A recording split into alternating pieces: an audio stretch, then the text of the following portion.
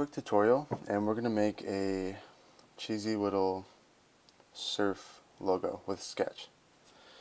So first, to start out, we're going to start with the shape tool, which is up here in the top left corner. We're going to click it, go to oval, hold shift, click and pull, and it's going to make a perfect circle. We're going to take the border off because we just want the solid shape. We're going to make a duplicate of that. So we're going to hold Alt or Option, click and drag, we're going to make a duplicate. Now we're just going to change the fill, which is off here to the right. It doesn't really matter what the fill color is. So I'm just going to change it to a different color gray. And I'm going to shrink it while holding shift. Sketch automatically lines up different shapes. So we're just going to line it to the center. It's going to help us make our shape. So now if you have two objects in Sketch, what you can do is use these vector tools up here to combine them in different ways. So since this one's a darker color, we know it's on top. We're going to hold shift, select this other one which is on bottom, and then we're going to go up here and hit subtract. It's going to give us this moon looking shape. Now if you double click it, you can actually modify where the shape goes and where it subtracts from. We're not going to do that right now. So now we're going to add a cutoff. We're going to cut off the bottom of this crescent moon looking shape. And we could go up here to shape tool again, but instead we're going to hit R, which is the shortcut for rectangle. Just draw a rectangle. Now we could change the fill color again, but it doesn't really matter because we're just going to subtract. So we're going to hold shift, we're going to click, we're going to go up here and hit subtract. Now we have the start of a wave shape. Now, this doesn't really look like a wave right now, so we're going to modify this vector.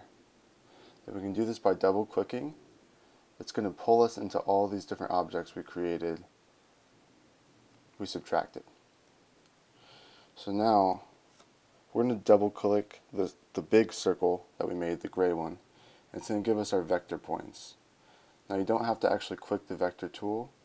If you just click each individual circle, you can modify these points. So the first thing we're going to do is we're going to bring this out. I want our wave to be a little bit bigger. We can control the radius with these points on the end. So I'm just going to bring it up, something like that. Now as you can see, what we subtracted here, it's coming off to the edge. So we're just going to click this rectangle and bring it out, and it's going to finish that off for us. So we're getting there, but I want to modify this bottom curve. Instead of modifying this shape, we're going to modify this circle that we subtracted with. So if I double click that, I can modify this as well. I'm just going to pull this, almost like I did with the other one, and then pull it across. I kind of want that nice wave shape.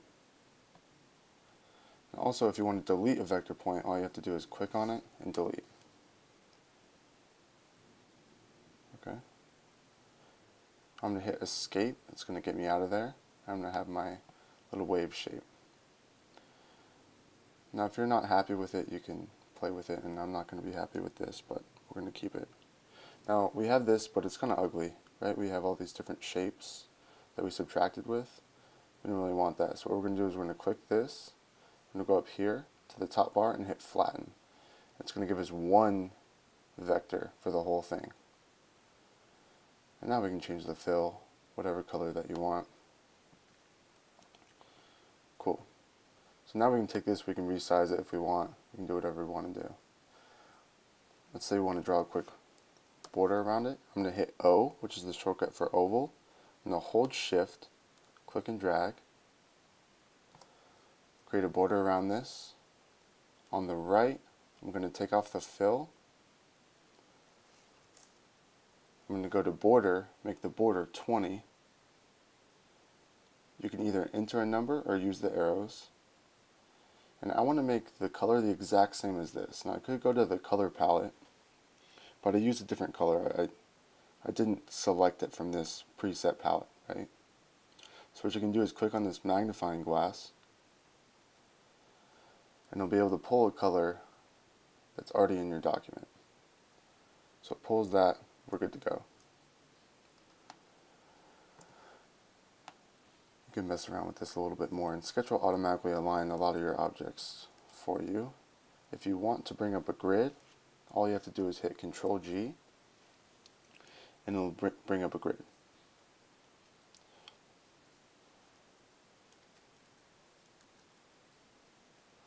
So now that I have my grid up, I'm going to insert some text.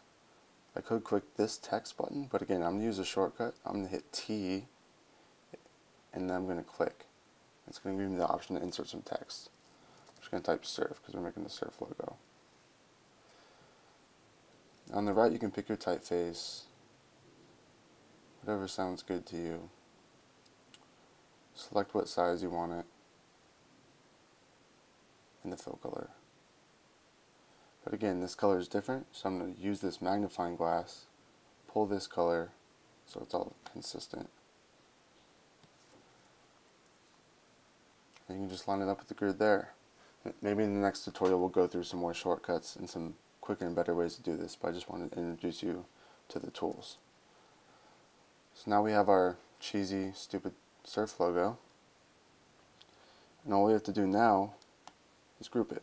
So we can lasso it like this, or we can shift click the individual elements, which is kind of tedious.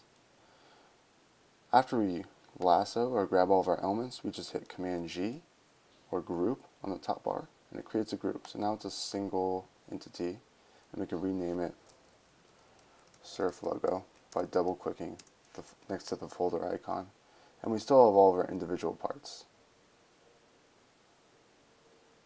So that's it, guys. Let me know what you think, and if this was helpful at all, and if you have any questions.